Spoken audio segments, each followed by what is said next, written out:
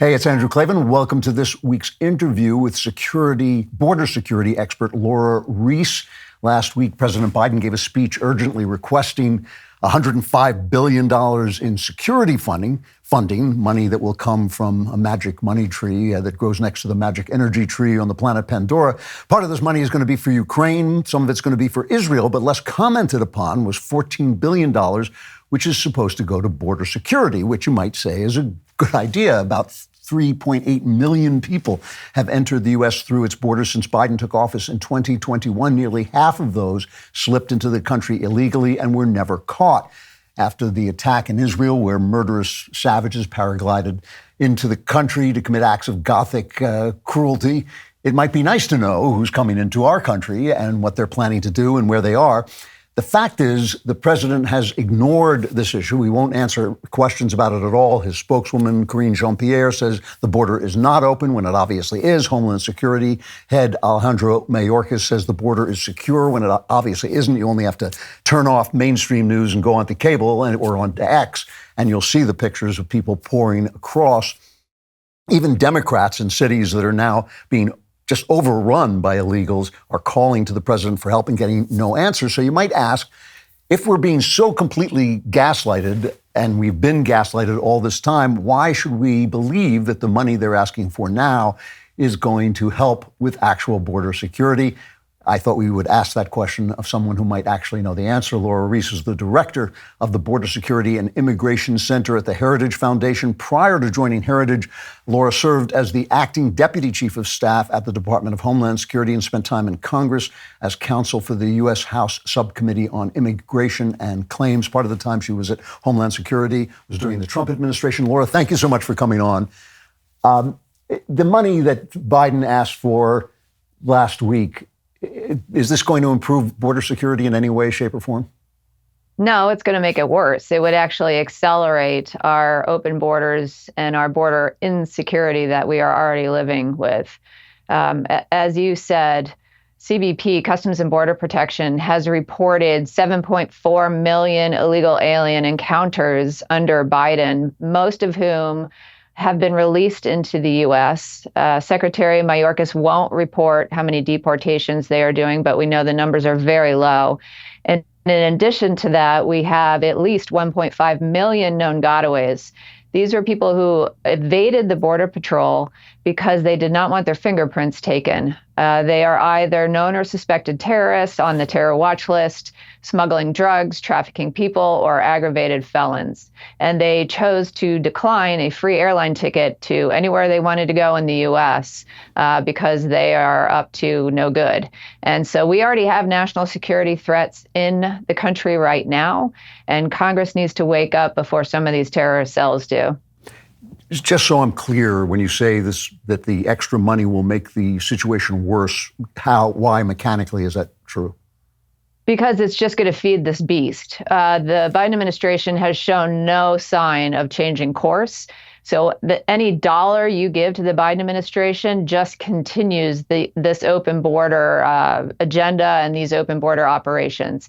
They are going to continue to tell CBP to process these illegal aliens, future illegal aliens, into the country, to not deport them, and to give them all sorts of taxpayer-funded services, shelter, food, work authorization, and other social services. So the gaslighting on this has been so complete. The idea that, Homeland Security keeps telling us the border is secure. It's almost like a Monty Python routine while these people are pouring in. You can't blame people for feeling this is some kind of conspiracy, some kind of policy that we don't understand. Can you explain this? What is the idea here? Well, the left now is bought into this open border ideology and agenda. And for some people, they simply don't believe that there should be borders between countries, that anyone anywhere on the planet should be able to travel anywhere they want to without restriction or limitation. So that's one aspect of it. But also the left views this as future political gain, whether it's raw votes and really apportionment for congressional districts in the future. So this is all about political power. When you think about the U.S. Census, the left was successful in keeping the U.S. citizenship question off of the census during the Trump administration. And so what that means is anyone who is here will be counted in the census, and those numbers will be used for congressional apportionment. Now, only U.S. citizens can vote. And yet you would have green card holders all the way down to illegal aliens who would be counted towards congressional districts, which means California would have more congressional representatives than they should. And other states would lose congressional representation based on this scheme. It seems a little short-sighted if people are coming in who are genuinely as dangerous as you say, and obviously I don't see any reason why they wouldn't. Why wouldn't people who want to attack us come in? Ultimately, there's going to be an attack on our country, and the reporting is going to have to say that these are illegal immigrants who snuck in, who came in under the Biden administration. Isn't that going to be some kind of political drawback for them? Yes, and frankly, this administration is running on dumb luck. That it hasn't already happened. And I think their luck's going to run out. And this was made all the more clear after attacks in Israel, and when you had Hamas leaders calling for violence all over the world, including in the U.S. And so tensions are running very high, and we need to act like there are terror threats in the U.S. and preemptively find these people and detain them. So I don't want to sound overly naive, but people keep asking me this question, and I don't actually know the answer to it. During the Obama administration, Dinesh D'Souza wrote an article about Obama's anti-colonial bias, his anti-colonial philosophy that he had inherited from his father, and basically that he thought America was an unfair country, that the fact that it even existed was at some degree unfair. How much is that kind of ideology influencing the people in charge? And in other words, to say, well, this is political gain, that's something I can understand, at least. That's a cynical, straightforward idea. But is there underneath that, in the people who in power, an ideology that it only is fair that people should be able to come into our country? Yes, both are at play. And many of the staff in the Biden administration are the same staff that were in the Obama administration. When people say this is Obama's third term, that's pretty accurate. And so we've got Marxists leading this country now, and they absolutely believe that it is, America last, and America is not a great country, and therefore we should not have things and be better than other countries, and therefore we should allow migrants from all over the world to come in. That says something about, why if socialism is so great, why should we be letting people come in from socialist countries? Why isn't socialism great there too? Anyway, it's not logical, but that's what we're dealing with. It is kind of frightening that you say that when they keep lying. I mean, at no point do they ever come out and say, look, this is our philosophy. We feel that this should be done. So they know that this is not something that people want. And yet it just keeps happening. Is there any point when, for instance, in New York now, I just got back from New York, the place is swarming with illegals. They're putting them on islands out in the harbor. They're putting them in hotels. The hotels love it because they're full every night, but it means that ordinary tourists have no place to go. Surely at some point there's a political price to pay for this, even for the Democrats. Well, that's why Biden is asking for more money, and it's to pay off those cities and the mayors to continue housing these illegal aliens and to stop complaining about it. We've got sanctuary mayors like Adams in New York City and Governor Hochul, also from New York, and some other mayors and governors around the country saying we can't keep taking these masses of people. Now, they never say, well, this isn't good policy, we're going to stop being a sanctuary jurisdiction. They just say we need the federal government's help. Translation, they want more federal money to continue to put these people up in hotels, to send them out to the suburbs, et cetera, et cetera. And Americans are fed up. Plenty of New Yorkers have expressed their outrage with this, shouting down Ocasio-Cortez or Congressman Jerry Nadler about this. Same thing on the south side of Chicago. Chicagoans they're having none of it with their new mayor, who's all bought into this taking in more migrants. And those on the south side of Chicago are saying, what are you doing to us? We didn't have enough housing to begin with. We're competing for jobs. You're taking over our schools and our recreation centers. And so we need more Americans to speak up like that all over the country. So with everyone here at the office loving the Genucell Dark Spot Corrector, you're probably asking yourself, what does this product even do? Well, if you have sunspots, dark spots, discoloration, or dry skin, the Genucell Dark Spot Corrector will help those blemishes disappear in front of your very eyes. Kimberly from Youngstown, Ohio says, my appearance has improved so much since using Genucell. I love all my Genucell products and my skin looks younger. Now it's your turn to feel like Kimberly, but you need to act fast because this sale is ending very soon. Take advantage of Genucell's most popular package, which includes the beloved Dark Spot Corrector. This package also includes the Genucell's Classic Under Eye Treatment. You'll get all of these products for almost 70% off, 7-0. Genucell is so confident in their products that you can try them for yourself completely risk-free. If you don't see immediate results, you'll get your money back. It's simple. Go to Genucell.com/Klavan and start looking years, even decades younger tomorrow. Say hello to the best skin you've ever had at Genucell.com/Klavan. That's Genucell.com/ how do you spell it? There are no E's. I just make it look easy. It's Klavan. There are no E's in Klavan. So we're talking to Lora Ries, the director of the Border Security and Immigration Center at the Heritage Foundation, but formerly you were deputy chief of staff at the Department of Homeland Security. Was that during the Trump administration? Yes, it was. So what was the plan then? What was the policy that you were trying to implement at that point? It was to uphold the law and to apply consequences to illegal immigration and to combat the fraud. And so we implemented, for example, what's known as the Remain in Mexico program. This was a law that Congress had passed back in 1996, but it had never been used before.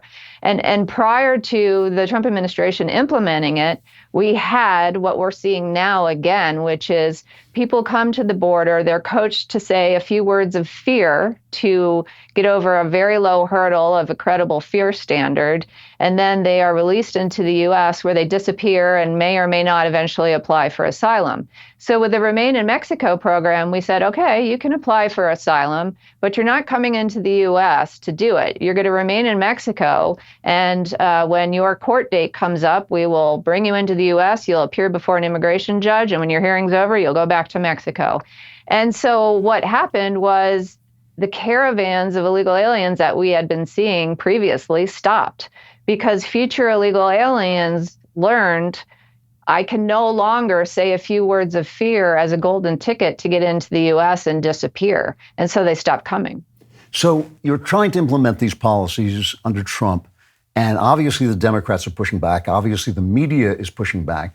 But what about what they call the deep state? I mean, what about the permanent government? Were you having trouble implementing these policies just institutionally? Yeah, the swamp is deep and it is real. And so there were plenty of staff within DHS, which had sadly become a very large bureaucracy very quickly. The Justice Department, the State Department, Health and Human Services, that would slow roll regulations that we were trying to implement. And every rule that was published was immediately sued by numerous groups on the left. So lawfare was a key tactic by the left, and it would tie up things in court. And unfortunately, they were still in court by the time Joe Biden came into office. And so, on day one, he stopped many of the very successful programs to maintain border security and to enforce the laws. And for those cases that were still in court, he had his Justice Department withdraw from those cases or say, we don't, this is no longer an issue for us. If there were to be a Republican administration after this, whether it's Trump or anybody else, where would you start to fix this? Well, you've got to seal the border just day one. And so that means re-implementing Remain in Mexico. That does take time because you do have to do negotiations with other countries. Re-implementing what's generally called safe third country concept, which is If you're going to travel to the US and then claim asylum after traversing multiple safe countries through which you didn't claim asylum, we're going to send you back to that first safe country and you can apply for asylum there. It's applying consequences. Also, the immigration statute says that anyone coming in here illegally is supposed to be detained. And so using the detention tool also. Secretary Mayorkas of Homeland Security has completely neutered Immigration and Customs Enforcement. His enforcement priorities memo has told ICE to not arrest, not investigate, not detain, and certainly not deport, but rather, and nor to prosecute, but to simply let these people in, and more to do social services. So unfortunately, many have called to either defund ICE or abolish ICE, similar to defund the police that we've heard for many years. And the Biden administration is doing the same. It's basically turning ICE into a social services agency instead of a law enforcement agency. Is there any use in penalizing employers for hiring illegals, or is that no longer an issue? Are we so overwhelmed that it doesn't matter? Well, there's certainly a use for it, and no, it's not being done. Basically, illegal aliens want 5 things. They want to enter the U.S., they want to stay here, they want to work here, they want to send money home, and they want to bring family here. It is still against the law to work in the U.S. without authorization and to employ such people, but it's simply not enforced, and it needs to be. And that's probably one of the more the quickest ways to get aliens to self-deport. If they can't find work here, then they're not going to be able to send money home or to bring their family here. And so it is an effective tool. And this goes back to the late Barbara Jordan, a member in Congress from Texas, a Democrat, who said work in the U.S. is the number one pull factor. And so if you take that off the table, you'd see a big difference. Is there any chance at any point that these people will be deported again? It seems like there's so many of them that it would be such a massive operation. Is that just a hopeless idea? Well, we need to get very comfortable with the idea of mass deportations. You don't need to deport every single illegal alien. You don't need to deport several million of them. But once aliens see that there are consequences to illegal immigration, then their calculation changes, their risk changes, and they will then behave accordingly. If they can't work here and if they can't send money home, and if they're going to be detained, then they may decide to go elsewhere. And then you are also sending a message south of the border and around the world. Don't bother coming here illegally. You won't get in, you'll be detained, you won't be able to work, et cetera, and then they stop coming. There are arguments on the right against securing the border, against at least tightening the border. The Wall Street Journal basically, for instance, will not allow an op-ed decrying the situation at the border. I mean, at the Wall Street Journal, I think they're still thinking about cheap labor. So I have no idea actually what their argument is. But even the Cato Institute is frequently saying that no, these people actually are aiding the country, doing jobs that natives won't do, and restoring population which is falling off. Do you find any kind of sense in a what? Let me put it this way: what border policy would you like to see? Do you think it's time to just shut the thing down, or are there reasons to bring people in? Right now, we need to seal the border because we have serious national security threats, and we have to address that. But in terms of lawful immigration, as long as it's easier and faster to come here illegally than it is to come legally, then rational human beings will make that calculation and act accordingly. If we have a lawful and an orderly and a manageable immigration system annually, then that equation changes. So right now on our lawful side of the equation, we give more green cards based on family relations than we do based on labor.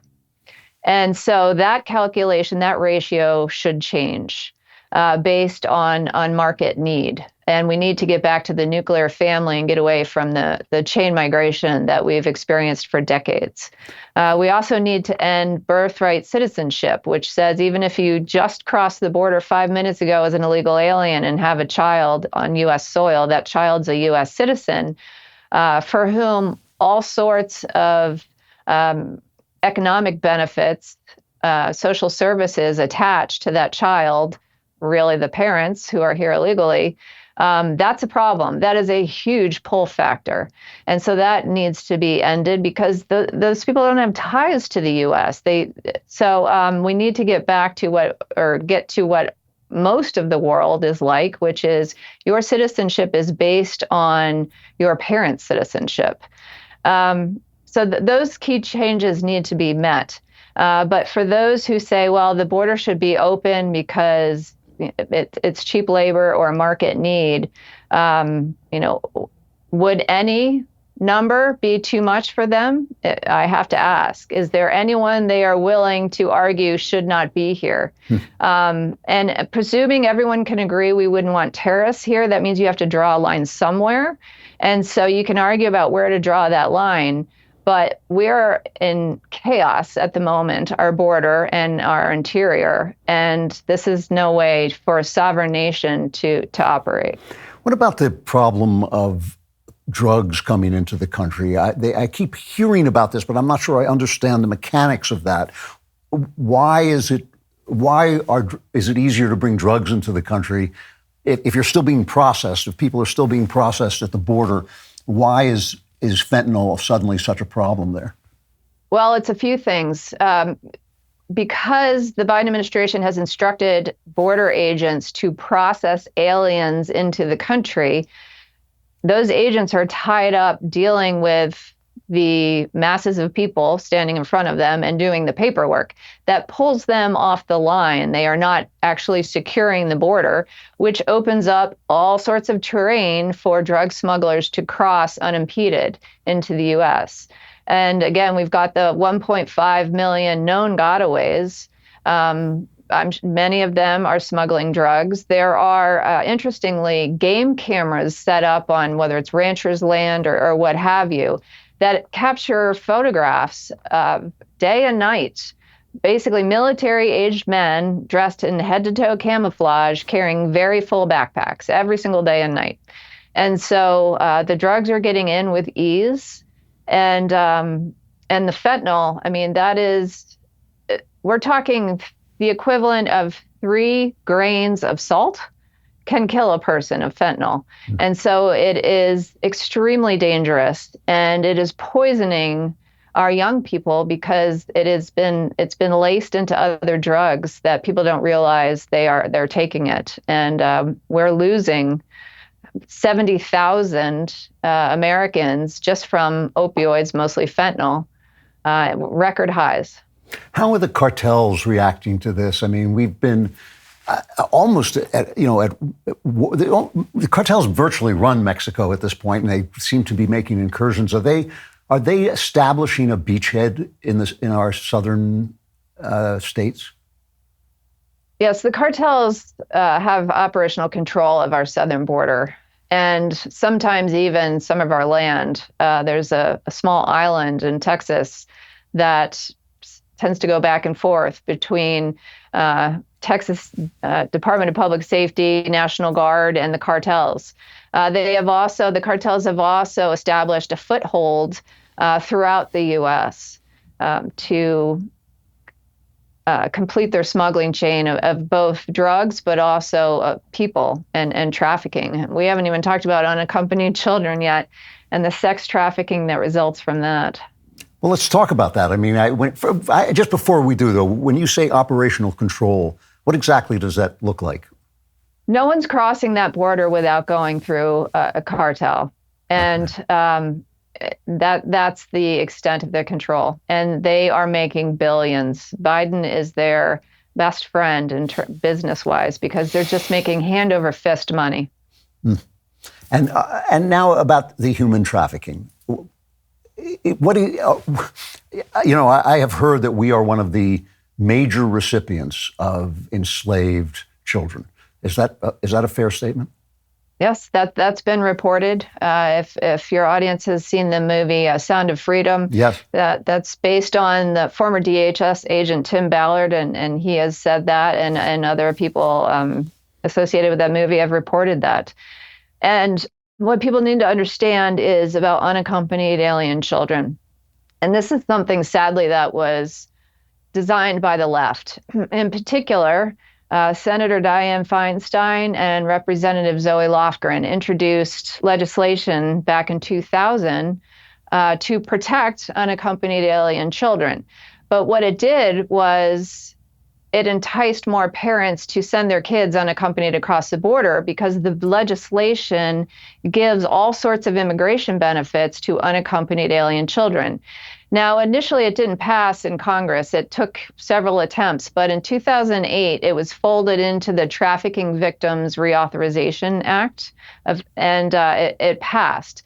And you can look at the statistics of the number of unaccompanied children from that date, 2008, to now, and it is a steep increase. And like so many records that President Biden has made regarding the border, all of them bad records, the number of unaccompanied children is another one where it's over 400,000 unaccompanied children that have come across the border under Biden. And so once here, then if their parents are south of the border, they view this as the child getting a foothold in the U.S., and then subsequently they would be able to reunify with them in the U.S., which the Biden administration is happily implementing.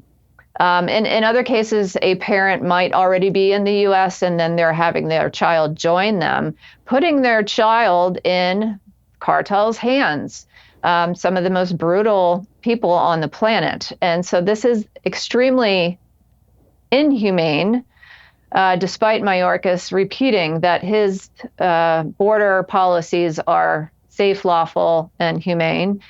And then these children, I mean, once they get into the U.S., their lives don't necessarily improve because, yes, they are being subjected to sex trafficking as well as child labor. And, even the administration realizes they are vulnerable on this issue, the child labor issue. And so they've tried to sweeten the supplemental money they're requesting by investigating child labor violations. My last question, I'm not even sure how to phrase this question, but you worked within the administration, you worked within the system. Some of the things you're telling me are so awful, so terrible for our country, so terrible for the people coming over, so terrible for the people who already live here. Are there no voices within the Democrat Party, no voices within the deep state that understand the brutality of this, that understand the cruelty of it? Is that a naive question? That is there no one who sees through the ideology to the truth? It's not a naive question. It's something that I struggle with. How can people keep working in these agencies and do this? Behind closed doors, even Democrats will admit that the Biden administration is done a terrible job with respect to the border and just lost control. Unfortunately, they won't say it in public. The Biden administration has been very effective at keeping a media blackout on this. The media won't cover it.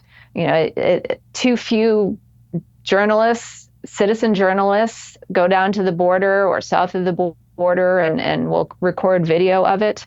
And the few times that the mainstream media shows up, think Martha's Vineyard when Governor DeSantis sent a few up there. When the mainstream media shows up, then it becomes an optics problem for the Biden administration, and they will quickly clamp down. So in the case of Martha's Vineyard, the illegal aliens that were there, they were deported off that island within 48 hours. Yeah. So thus far, the administration has tried to and been pretty successful at keeping a lid on most of this, and they just keep gaslighting. As you talked about earlier, Karine Jean-Pierre at the podium saying the border's secure. It's remarkable.